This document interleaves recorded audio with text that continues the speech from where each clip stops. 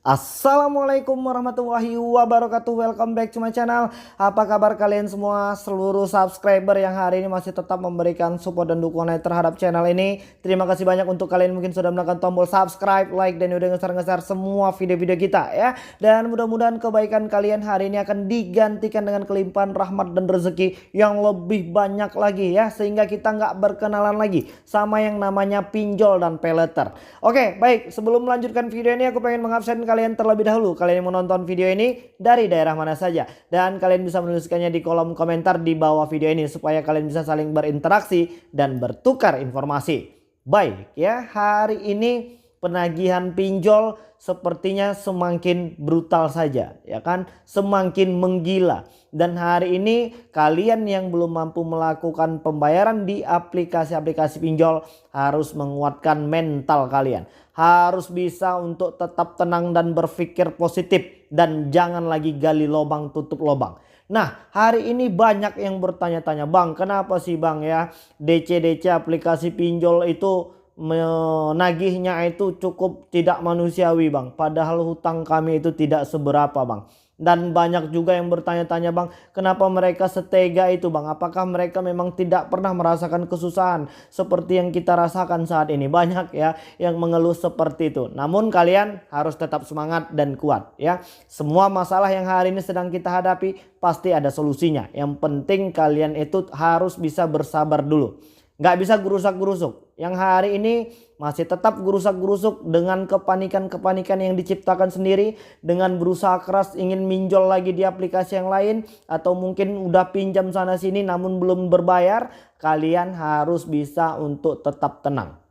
Hari ini dahulukan yang mana kalian sanggup dan memang benar-benar urgent ya.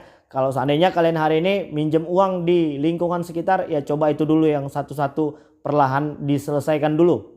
Jadi masalah aplikasi pinjolnya kita akan selesaikan nanti kalau memang kita sudah punya kekuatan untuk membayar di aplikasi-aplikasi mereka. Nah, sekarang kita kembali ke pokok permasalahan tentang penagihan debt collection ya dari aplikasi-aplikasi pinjol legal OJK. Gua nggak pengen lagi ngebahas yang ilegal. Yang ilegal ini udah pasti tak ada aturan mainnya.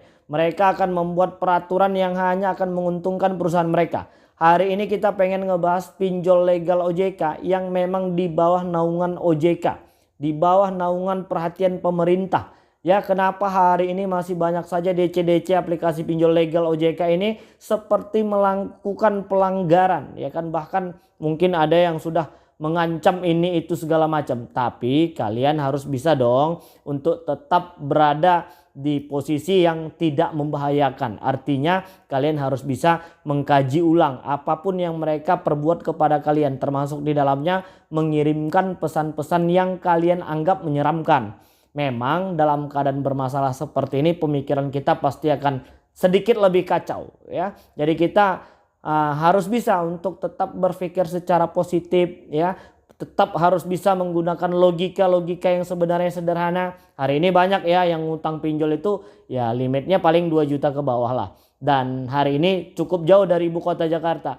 Dan hari ini masih bertanya-tanya apakah mereka memang sudah memiliki debt collector lapangan atau tidak Bang. Ya, karena khawatir mereka ini akan datang ke rumah, mereka akan teriak-teriak. Nggak boleh seperti itu, dan kalian harus menghentikan pemikiran-pemikiran yang seperti itu. Itu bukan urusan kita ya. Silahkan saja aplikasi pinjolnya mau punya DC mau enggak ya kan. Yang jelas kalau mereka itu datang dengan beretika, sopan dan santun, kita wajib kooperatif. Habis, selesai dengan sampai di situ. Masalah kalian hari ini belum punya uang, kalau memang debt collector lapangannya mau datang ke rumah, ya silahkan monggo dan jelaskan. Hari ini kami belum punya uang Bapak Ibu DC ya, mohon maaf, dan kami akan usahakan secepatnya. Doakan kami ya agar kami bisa melunasi semua hutang-hutang yang ada di aplikasi Bapak. Kan enak ya seperti itu. Oke, baik, kita pengen kembali ke pokok permasalahan tentang 90 harinya. Kalian bisa melihat di belakang layar monitor berikut ini. Oke ya, kita udah kontak WhatsApp OJK dan kita laporkan hari ini tentang penagihan dari DC-DC pinjol legal OJK. Lalu mereka memberitahukan seperti ini. Setiap penyelenggara fintech peer-to-peer lending tidak diperbolehkan melakukan penagihan secara langsung kepada penerima pinjaman gagal bayar setelah melewati batas keterlambatan lebih dari 90 hari dihitung dari tanggal jatuh tempo pinjaman. Wow, ya. Banyak yang udah happy banget nih ketika mendengar pesan seperti ini. Banyak di antara kita yang beranggapan berarti 90 hari utang kita lunas dong ya. Nggak boleh lagi ditagih sama pihak aplikasi. Namun ada lanjutannya nih. Setiap penyelenggara fintech peer-to-peer lending diperbolehkan sama pihak OJK menggunakan pihak ketiga perusahaan jasa pelaksanaan penagihan yang telah diakui untuk tagihan yang telah melewati batas keterlambatan lebih dari 90 hari dihitung dari tanggal jatuh tempo pinjaman. Nah, ini yang paling gak enak ya kan. Setelah 90 hari akan tetap dilakukan penagihan ya. Namun sudah dialihkan ke pihak ketiga yang mana proses dan tata cara penagihan sepenuhnya wewenang jasa penagih tersebut. Pantesan aja hari ini banyak di antara kita yang merasa gelisah karena ternyata OJK mengembalikan ya dan memberikan wewenang dan cara kepada penagihnya. Pantesan saja kadang-kadang mereka ini suka-suka. Nah, kita pengen bertanya nanti langsung kepada pihak OJK. Debt collection mana yang telah diakui supaya nanti kita bisa langsung cek. Misalnya dari aplikasi A mereka menggunakan jasa penagihan aplikasi B. Apakah aplikasi B tadi memang sudah diakui dan mereka sudah mendapatkan sertifikasi dan punya legal standing hukum yang jelas. Nah, hari ini kan masyarakat juga belum tahu. Kita harus tetap menginformasikan ya semua yang hari ini ditanyakan oleh masyarakat supaya masyarakat tercerdaskan, supaya masyarakat tahu apa yang hari ini yang sedang dihadapi masyarakat ini dan bagaimana solusi dan caranya supaya jangan ada lagi korban yang berjatuhan hanya karena penagihan dari aplikasi-aplikasi pinjol. Dan ini sepertinya cukup disayangkan ya kan. Ternyata OJK ya mengembalikan wewenang dan cara penagihannya kepada tim DC yang telah diakui atau ditunjuk oleh pihak aplikasi. Nah, gua pengen titip pesan kepada Bapak Ibu OJK, tolong Pak ya, untuk semua aplikasi pinjol legal OJK yang menggunakan jasa penagihan kepada pihak ketiga, tolong diberitahukan atau dicari tahu atau diperiksa apakah tim penagihan dari aplikasi-aplikasi pinjol legal OJK ini memang sudah diakui atau bersertifikasi.